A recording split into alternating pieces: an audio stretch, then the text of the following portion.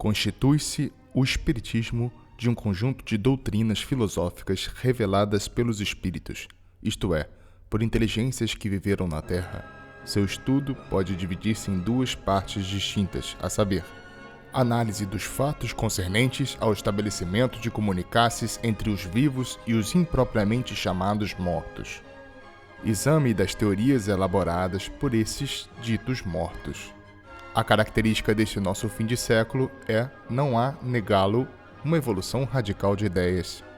Partindo do materialismo, homens de alta envergadura científica lograram convencer-se de que o niilismo intelectual é a mais balofa das quatro utopias, hipótese contraditória de quantos conhecimentos se hão adquirido a respeito da alma. Ela de fato nada explica da natureza e só produz um profundo desânimo e abastardamento das inteligências em face do nada.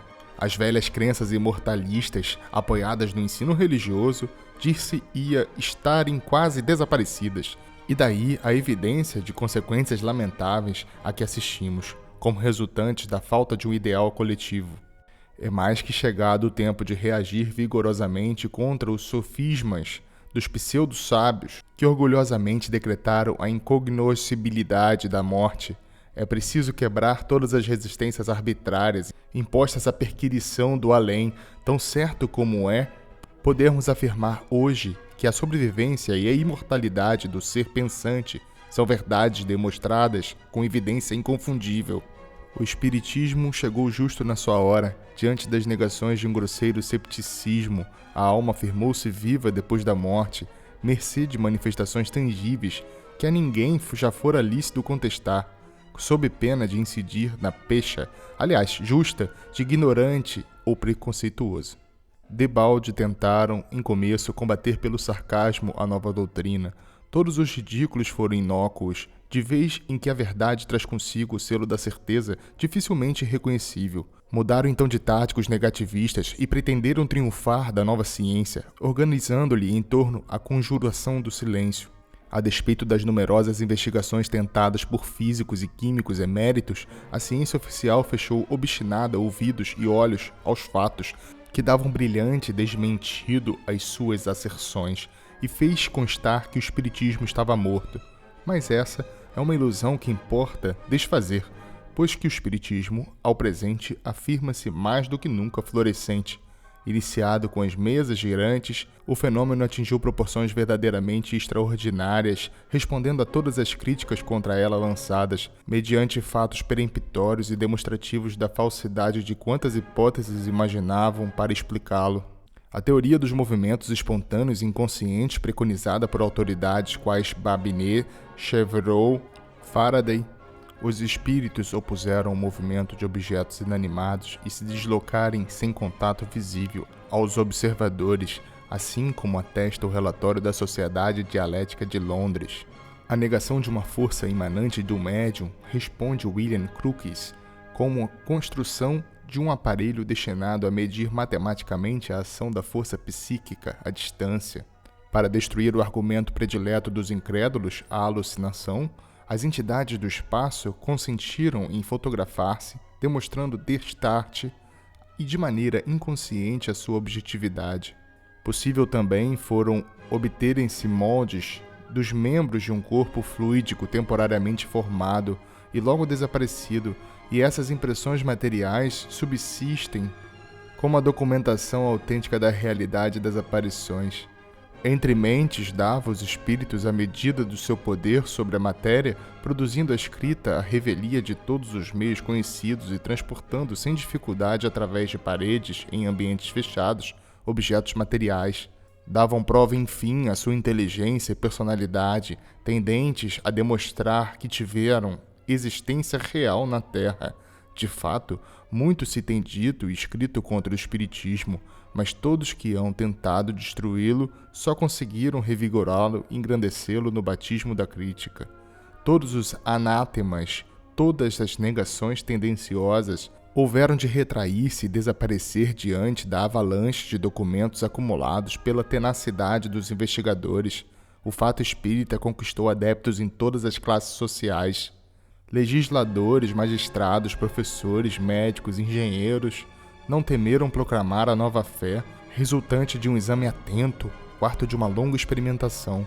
Faltando apenas a essas manifestações o beneplácito das ciências, eis que obtiveram-nas pela voz dos seus mais renomados expoentes, na França, na Alemanha, Inglaterra, Rússia, Itália, América do Norte. Sábios ilustres deram a essas pesquisas um caráter tão rigorosamente positivo que já se não pode hoje recusar a autoridade das suas afirmações, 1000 vezes repetidas. Longa e porfiosa foram a luta, de vez que os espiritistas tiveram de combater os materialistas, cujas teorias se aniquilam em face de tais experiências, e de contrapeso às religiões que sentem oscilar os seus dogmas seculares ao embate irresistível dos desencarnados.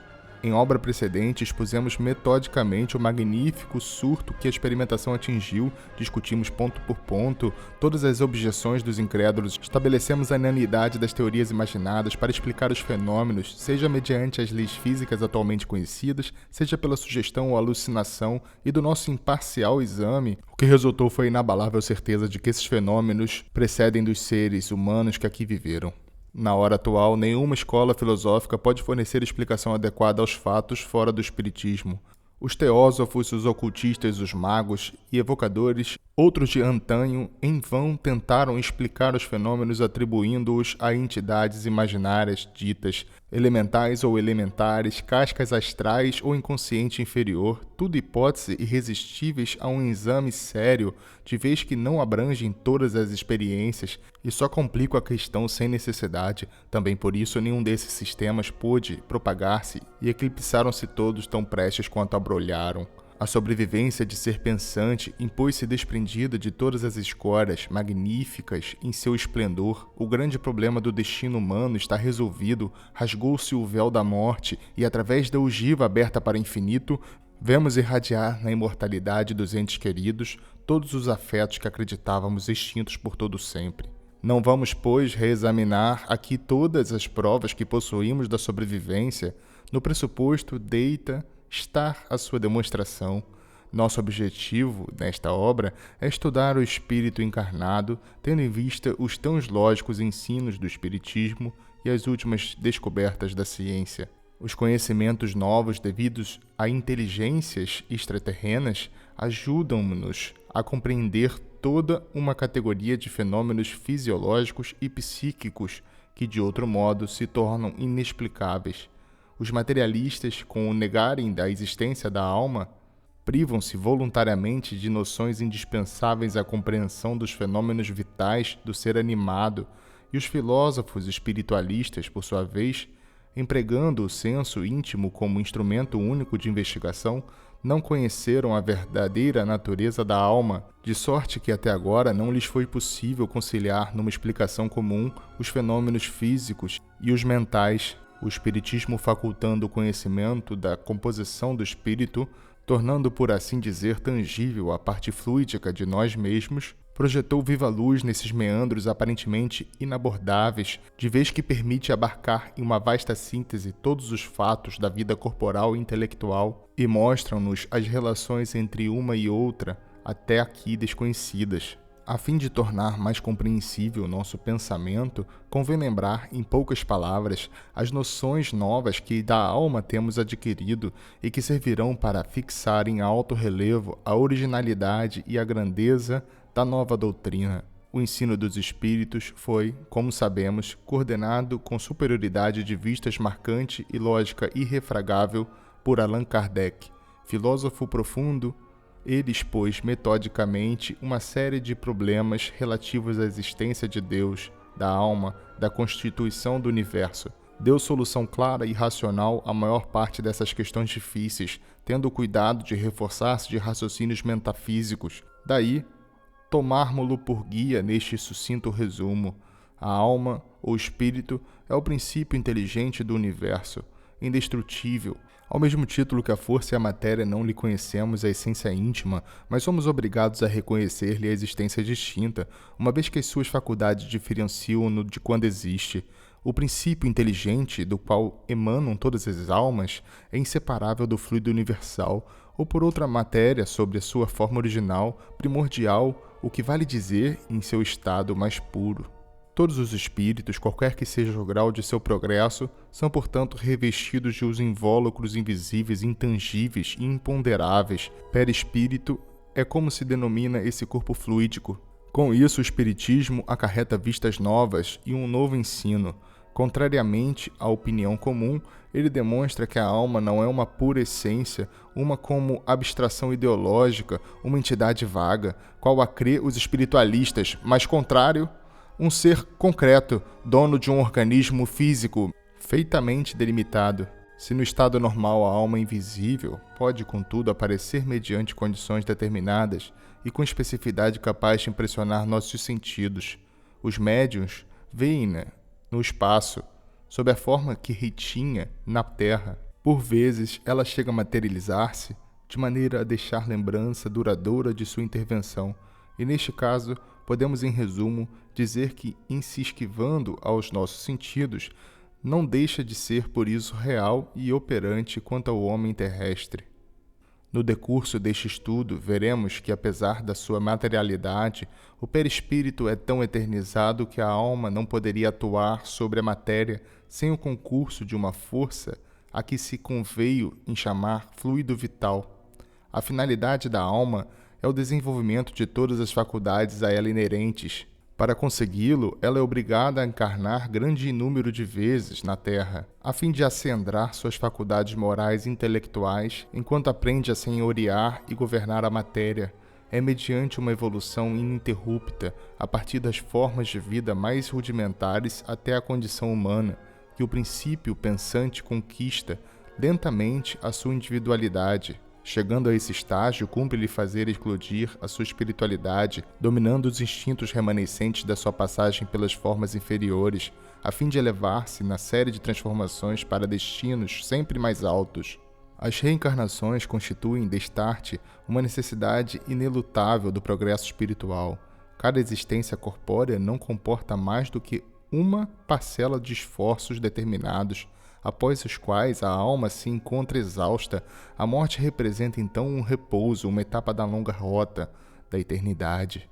Depois a reencarnação novamente a valer como rejuvenescimento para o espírito em marcha. A cada renascimento as águas do leste propiciam à alma uma nova virgindade, desvanecem-se os erros, prejuízos, as superstições do passado, paixões antigas, ignomínias, remorsos desaparecem. O escurecimento cria um novo ser que se atira cheio de ardor e entusiasmo no percurso da nova estrada. Cada esforço redunda num progresso e cada progresso num poder sempre maior. Essas aquisições sucessivas vão alteando a alma nos inumeráveis degraus da perfeição. Revelações são essas que nos fazem entrever as perspectivas do infinito, mostram-nos a eternidade da existência a desenvolverem-se nos esplendores do cosmo, permitem-nos melhor compreender a justiça e bondade do imortal autor de todos os seres e de todas as coisas. Criados iguais, todos temos as mesmas dificuldades a vencer, as mesmas lutas a sustentar, o mesmo ideal a atingir, a felicidade perfeita. Nenhum poder arbitrário a predestinar uns à beatitude, outros a tormentos sem fim.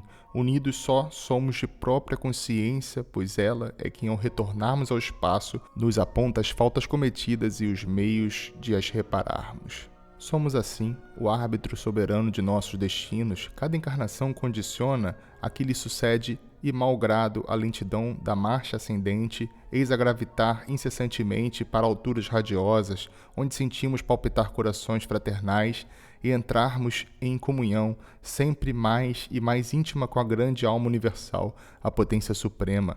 Para dar a esses ensinos toda a autoridade que eles comportam, é preciso mostrar que os espíritos que nos lusitaram não se enganaram. É preciso verificar-lhes as afirmações, passá-las ao crivo da razão e, sempre que possível, ver se concordam com os modernos dados científicos. Do intuito de nos submetermos a esse programa e proceder com o método, começaremos por estudar o papel da alma durante a encarnação. Mostraremos a importância funcional do novo órgão denominado perispírito, E grato nos será constatar que a fisiologia e a psicologia se beneficiam de claridades novas quando no mecanismo de sua fenomenalidade intermitimos o espírito revestido do seu envoltório. Preliminarmente, ensaiaremos determinar a natureza e as funções do perispírito, bem conhecidas uma e outras. Estudaremos, então, alguns problemas até hoje não resolvidos. Interrogada a ciência no que diz respeito à evolução vital dos seres vivos, só nos dá, quando muito, vagas respostas antes escapatórias. Por que se morre? Porque as mesmas forças que conduzem o organismo a completo desenvolvimento se tornam impotentes para mantê-lo nesse estado. Por outro lado, de onde provém a fixidez individual e típica dos seres vivos, não obstante o fluxo permanente de matéria que renova o organismo a cada instante? Tais as primeiras questões que nos propomos resolver, intermitindo o perispírito em nossas pesquisas. A seguir, tentaremos evidenciar que os fenômenos da vida vegetativa e orgânica necessitam, a seu turno, da presença de uma força agente e incessante, a fim de coordenar as ações reflexivas do sistema nervoso, às quais são eles devidos. Ressaltaremos com toda a possível clareza a característica psíquica desses atos, por demonstrar que todos eles têm uma finalidade inteligente no sentido de concorrência para a conservação do indivíduo. Daí, encaminhar-nos-emos ao estudo das faculdades propriamente ditas.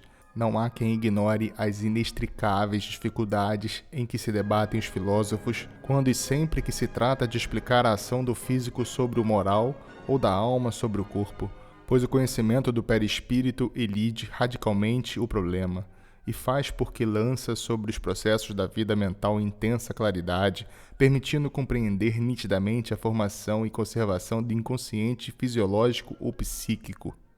Em mostrar os matizes progressivos que religam e retraçam o instinto e a inteligência, expõem ao vivo o mecanismo das ações cerebrais e as conexões recíprocas existentes, explica por que a alma conserva unidade e identidade através de encarnações sucessivas e dá sobre as condições em que se verificam e completam esses renascimentos as indicações mais precisas. Finalmente, o perispírito revela-se um instrumento indispensável para compreendermos a ação dos desencarnados nas manifestações espíritas.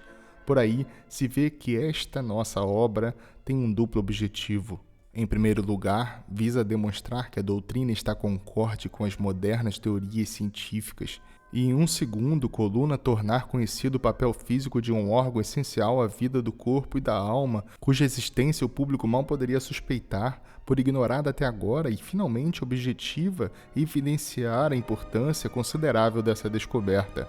A própria natureza das nossas investigações obriga-nos a respigar copiosamente em trabalhos recentíssimos de cientistas contemporâneos e fazendo-o apraz-nos reconhecer que os esforços desses experimentadores, com a sua metodologia rigorosa, muito adiantaram os nossos conhecimentos. A determinação cada vez mais exata do funcionamento vital dos seres animados fornece preciosos apontamentos para o nosso estudo, e se na verdade desprezamos as conclusões materialistas desses mesmos sábios, é que temos também, por nossa parte, fatos irrefutáveis que demonstram com certeza a erronia das suas deduções. O Espiritismo dá-nos a conhecer a alma, a ciência nos descobre as leis da matéria viva. Trata-se, portanto, para nós, de conjugar os dois ensinos, mostrar que eles mutuamente se auxiliam, se completam, tornam-se mesmo inseparáveis, indispensáveis à compreensão dos fenômenos da vida física e intelectual. Por isso, que tal concordância resulta, para o ser humano, a mais esplêndida de quantas certezas lhe seja facultado adquirir na Terra. Não deixamos de reconhecer a própria incapacidade nossa à face de semelhante escopo, mas por imperfeito que nos saia o esboço apresentado, esperamos alcançar que um verdadeiro cientista o retome e lhe dê por si todo o valor que ele comporta. O essencial a estabelecer é que não existe incompatibilidade qualquer entre as novas descobertas e a realidade dos espíritos, ou por outra, que nada há de sobrenatural, que a existência das criaturas revestidas de um invólucro material pode conceber-se naturalmente e que a influência dessas 11 criaturas sobre o organismo é consequência lógica de sua mesma construção. Não ignoramos que as teorias aqui defendidas deveriam escorar-se em demonstrações experimentais para tornarem-se absolutamente irrefutáveis. Entretanto, certo estamos de que essas experiências virão a seu tempo, que nos basta por agora apresentar hipóteses lógicas que não colidam com os ensinos científicos, explicando todos os fenômenos e mostrando a grandiosidade da síntese exequível quando e sempre que se conjuguem os conhecimentos humanos com as revelações espirituais. Não é dizer que baste o só concurso da física, da química, da mecânica e da biologia para explicar os fatos espíritas, pois essas manifestações, aparentemente tão simples, exigem para serem compreendidas o emprego de todos os conhecimentos humanos. Assim é que estudamos o funcionamento cerebral do médium em comunicação com os desencarnados. O espiritismo afeta os problemas mais árduos da fisiologia e da psicologia. A natureza particular das forças em jogo nas materializações torna-se objeto de profundas elucubrações para o sábio, de vez que o processo de atuação sobre a matéria por parte dos invisíveis difere radicalmente de tudo que até agora conhecemos. No dia em que a ciência persuadisse da veracidade da nossa doutrina, dar-se-á legítima revolução nos métodos até aqui utilizados. Pesquisas que apenas colimam a matéria elevar-se-ão para a alma, e o mundo verá entreabrir-se uma era nova. A humanidade, regenerada por uma fé racional, avançará na conquista de todos os progressos que até hoje mal tem podido lobrigar. Muito tempo defluirá, certo, antes que essas esperanças se realizem. Que importa? Nosso dever é aplainar o caminho aos pósteros. Tentemos, portanto, aproveitar as modernas descobertas, adaptando-as à doutrina. Penetremos as profundezas do ser humano em conexão com a fisiologia, aclarados pelo espiritismo. Tornemos, por assim dizer, palpável a influência da alma, ora em estado consciente, ora em estado inconsciente, sobre todos os fenômenos vitais. Escrutemos, minuciosos, as relações tão delicadas, quão importantes, do físico com o moral. Tentemos determinar as conexões da vida psíquica com os fenômenos orgânicos. Procuremos no homem um elemento que subsiste e identifica o ser, bem como a sede das faculdades da alma. Por fim, resumindo todas as observações, ensaiemos conciliar, numa visão de conjunto, tudo o que afete o corpo e a alma com as conclusões a que houvemos chegado. Essas as condições que nos guiaram na feitura deste livro. Não temos a pretensão de haver aclarado completamente todas as questões, mas acreditamos concorrer ao debate com documentos novos e apresentar sob mais compreensível prisma fatos até agora obscuros e inexplicados. Esperamos, sobretudo, que deste nosso trabalho ressalte a convicção de que o Espiritismo é positivamente uma verdade, de vez que nos faculta a chave daquilo que a ciência humana é impotente para descobrir. Guerret, 10 de agosto de 1895. Gabriel Delany.